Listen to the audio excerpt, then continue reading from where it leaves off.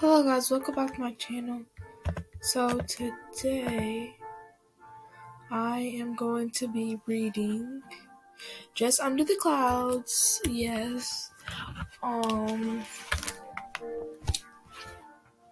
let me get my book. And this is gonna be chapter 2. So excited to actually finish this book. I also started my Story series today. We're on chapter 2. Okay. Chapter 2. That night, I can't sleep. I'm holding in my pee because it's too cold to go out in the hall and I don't want to wake up Mom.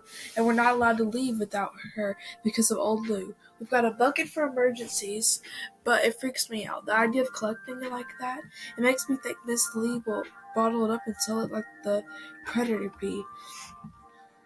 Suki is at our feet, and I try and curl my toes up into her belly, measuring the in and out of her breath. I listen to the steady rush of the highway and squeeze my legs tight, just not too tight, or I'll explode. I lean in close to Adair. I listen for Mom, curled up underneath the mohair blanket in the pink bean-bag chair. Adair and I, we're the exact same size, even if I'm 12 and she's only 10. Our eyes are like Mom's, a kicked-up dust brown, she calls them, and I say they're mixed with gray storm clouds. We've got the same skin, a little tan and freckled, and the same skinny arms, all dangly and long. People say we'd be twins if it wasn't for our hair. Mine's a messy honey-colored thing, all tangled. Adair's is auburn, especially in the sun, and it runs down her back like silk. Mom says that's from our daddy's red hair. That was the Irish in him. So the Irish in us is all in Adair. The rest of us is all Mom and the Mexican Americans in South Texas. Daddy called her his Rose, like the song, The Rose of San Antone. When people ask why she doesn't speak Spanish, she says her family's more American than the Pilgrims. They moved to border, she says, drawing a line in the air. We've been American ever since. When people ask me why I don't speak Spanish, I say I speak Brooklyn. People say Adair and I can be twins, but what they really mean is we'd be twins if Adair could speak right, if she knew how to read and write, if she didn't have to go to special classes or get so excited about a red balloon or the sparkle in someone's eyes. Where am I at? Or in someone's necklace that her breath speeds up like a set of wheezing drums. When Adair sleeps next to me, I like to match up our palms. I like to make our toes touch. I like it that underneath the old quilt that's nearly lost its stitch were two noodles stuck together, that in the dark, with Adair asleep and me dreaming awake, we're one and the same. I squeeze my legs tight. Suki's fur is soft on my toes. Outside, the street lamp is orange and it shines up the tree bark. It's a London plane tree, but I call it a patch tree because the bark is peeling all over in yellows and browns and greens. There are 6 on this tree. In my tree book, I marked down all the trees around all the homes you've ever lived in. I remember that I didn't mark down the white pine on the way after school, the way from school to here. So I reach under my pillow and pull out my tree book. The worn brown leather is cold in my hands, and I fumble in the dark, slipping out of the turquoise ribbon which keeps my place. Daddy used the book for field notes when he worked in gardens in Gowanus, and Mom gave it to me a few days after he died. She placed it in my hands and told me it held on the secret of all growing things. His notes are in fine print on the lined pages, all numbers, measurements and temperatures, rainfall and sun. There are charts on soil moisture, inches, dates. I tried to read it like code. I want more than anything to understand this chicken scratch writing, but all I've got is numbers.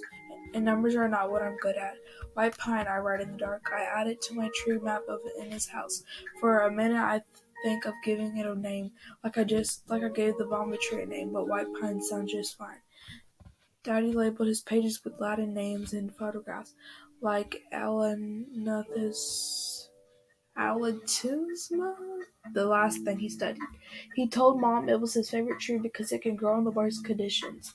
It can grow anywhere. I looked it up in a reference book at the school library, and it's got a non-scientific name too, Tree of Heaven.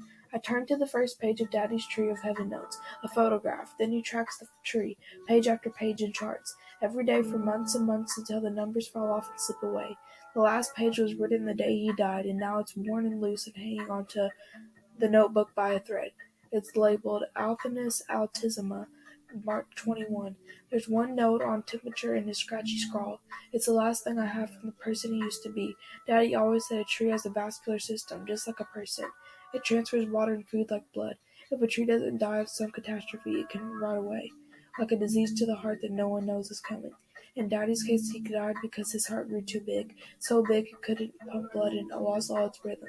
It doesn't seem fair for anyone to die of a too big heart, but he was gone before anyone could even try to get it beating right again. I look out the window. If you can get into a tree around here, you can see far away, over the neck of the canal, and there are all these little water towers like tiny stilt houses on top of houses. I've always thought that if we could each have one little tower, me and Adair and Mom right next to each other, we could make our own space just as the way we want them. I close my eyes and dream of towers, an open roof tower for Adair so she can look straight up the sky for her crows. Blank canvas walls for Mom to paint the way she used to before she had spent all her time making money at the store. Mine all glass with yellow light flooding in so I can grow things everywhere. I have my own sink and toilet and toothbrush holder like we used to have on Hoyt Street, the kind where your toothbrush dangles like it's sitting in its own little inner tube. Suki does this side thing where her belly puffs out into a mini hot air balloon, and before I know it, my belly's the opposite, empty and soft, and the dream of my tower is warm and sweet, and I feel like I'm floating until I realize what I've done. I push the blankets and gut punch Suki with my heel without meaning to. She does this hiss whimper thing, and Adair moans, and my underwear is soaked right through the faded flower sheet. 12 years old, and I peed myself like a little kid. Can't believe it. I've always been able to hold it. Sit up and wriggle my underpants to my ankles in only my lace tank top. I leave them there with Suki prowling underneath the covers. Adair rolls over closer to the big old wet bead pea stain.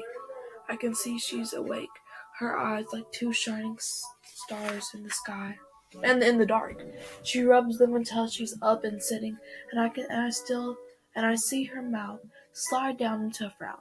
I shush her real fast. You're dreaming, I say, but I wish it was me who was. I could crumple the sheets, burn them with the match I don't have. I could say I spilled my tea after our macaroni and cheese dinner, and I think of running to get a mug real quick, but they're stacked in the drying rack. Mom cleared it all before bed. Adair hates being woken up. She starts this steady, yelping pout, and I try to shush her again, but I hear Mom rustle on the beanbag chair. She murmurs, Adair? Then before I know what I'm doing, I yank at Adair's polka dot underwear. She squirms and cries out. I wrestle the underwear to her feet and jump out of bed. My bare toes hit the cold wood floor, and I rush to the dresser, rummaging dark through my shirt. It's okay, I call it to Mom. I wrangle my legs in a soft, clean pair. Adair's crying real tears now, and Mom's awake and fumbling for the light bulb string dangling in the middle of the room. The light is an angry blast. I hold up Adair's polka dot underwear in the air and call out, I've a clean pair for you. Mom's eyes are hazy. She looks around, adjusting to the light. She peed herself, I whispered. The lie is at my stomach, sitting there sick and hunched. Mom goes to Adair and wraps her up in the cloak of her arms. I know if it was me, she wouldn't have been so kind.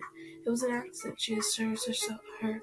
And Adair is as she always is, falling into our embraces, trusting that she is who we say. Alright guys, that was it for chapter 2 of Just Under the Clouds. Make sure to like, comment if you can, and turn on the notification bell. Also subscribe, Akianators. Bye!